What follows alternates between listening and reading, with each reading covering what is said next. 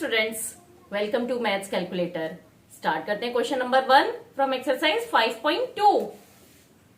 State the property that is used in each of the following statement. अब यहाँ एक figure दी है, इसके रिगार्डिंग कुछ हमारे को स्टेटमेंट दिया हुआ है। हमें ये बताना है ये स्टेटमेंट किस प्रॉपर्टी को डिफाइन कर रहा है, किस प्रॉपर्टी के थ्रू हम ये स्टेटमेंट बताएंगे। तो पहले हम फिगर को समझ लेते हैं। यहाँ दो लाइन है ए बी और दो लाइन इनको ट्रांसवर्सल कर रही हैं।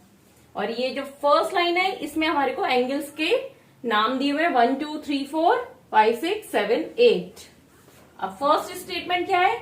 If A B line parallel है, A is parallel to B, then angle 1 is equal to angle 5। देखिए ए और बी पैरेलल हैं और ये लाइन इसको ट्रांसवर्सल कर रही है, तो एंगल 1 और 5 कौन सा है? 1 और 5। तो अब आपको पता चल रहा है ये दोनों कौन सा एंगल है? Corresponding angle.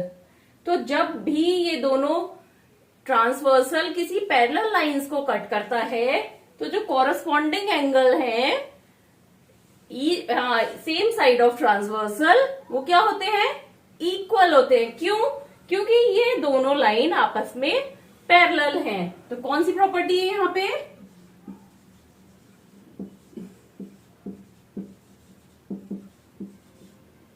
Corresponding angle property. जब दो लाइन इक्वल होती है, पैरेलल होती हैं, तो उनके कॉरेस्पॉन्डिंग एंगल इक्वल होते हैं। Next part, if angle 4 equal to angle 6 then a is parallel to b. अब 4 और 6 कौन सा है? 4 ये है और 6 ये है। अब देखिए यहां पे दिया है कि अगर ये दोनों इक्वल हैं तो क्या होगा? तो ए और बी आपस में पैरेलल होंगी। कभी भी कोई भी कंडीशन होती है तो हम उसको रिवर्स करके भी सेम बात होती है कि अगर ये पैरेलल है तो ये इक्वल होंगे और ये इक्वल है इसलिए ये पैरेलल बोले जाएंगे। तो देखिए ये 4 और 6 क्या है? दोनों ही इंटीरियर एंगल है। ये ए और बी लाइन को ये लाइन ट्रांसवर्सल कर रही है और दोनों ही इंटीरियर एंगल है। कौन से? Alternate interior angle. तो अगर ऑल्टरनेट इंटीरियर एंगल है किसी उसमें और वो दोनों इक्वल हैं, दैट मीन्स क्या होता है कि ये दोनों लाइंस पैरेलल हैं, या ये दोनों लाइन अगर पैरेलल हैं तो 4 और 6 इक्वल होगा। एक ही बात है, आप चाहे इसको लेके ये कंडीशन अप्लाई करें या इसे लेके ये अप्लाई करें। तो ये कौन सी प्रॉपर्टी लग रही है? Alternate interior angle property.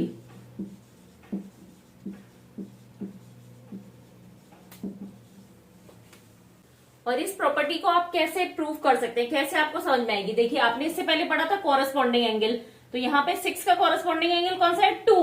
तो कॉरेस्पॉन्डिंग एंगल इक्वल होते हैं, तो एंगल 2 इक्वल टू एंगल 6 और एंगल 2 का वर्टिकली अपोजिट कौन सा है? 4। तो मतलब एंगल 2 और एंगल 4 इक्वल होंगे।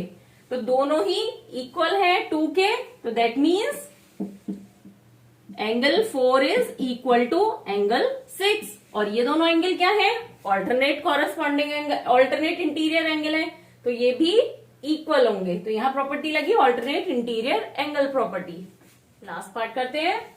इफ एंगल 4 और एंगल 5 का एडिशन क्या है? सम क्या है? 180, then a is parallel to b. अब ये क्यों होगा पहले समझते हैं हम। यहाँ पे ये एंगल 4 और एंगल 5 ये है। इससे पहले आपने पढ़ा था अगर पैरेलल लाइंस हैं तो ऑल्टरनेट एंगल इंटीरियर एंगल इक्वल होते हैं, तो दैट मीन्स 5 और 3 इक्वल होगा। Angle 5 equal to angle 3। और यहां आप देख रहे हैं 4 और 3 क्या बना रहे हैं? Linear pair. मतलब एंगल 4 प्लस एंगल 3 क्या है? 180 डिग्री। अब यहां पे आपने देखा कि 3 और 5 इक्वल है, तो हम क्या लिख सकते हैं? Angle 4 plus angle 5 equal to 180 degree. और यहाँ पे ये है, तो दैट मीन्स ये क्या हो गया? ये ट्रांसवर्सल लाइन के एक ही साइड है और दोनों 4 और 5 क्या है? दोनों ही इंटीरियर एंगल है।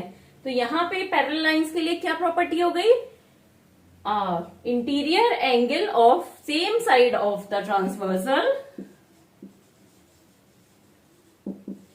Interior angles on same side of transversal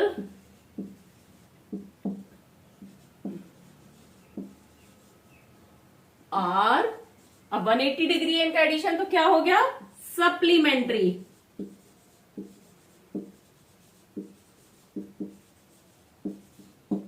तो अगर ये है तो दैट मीन्स ये दोनों लाइन पैरेलल होंगी।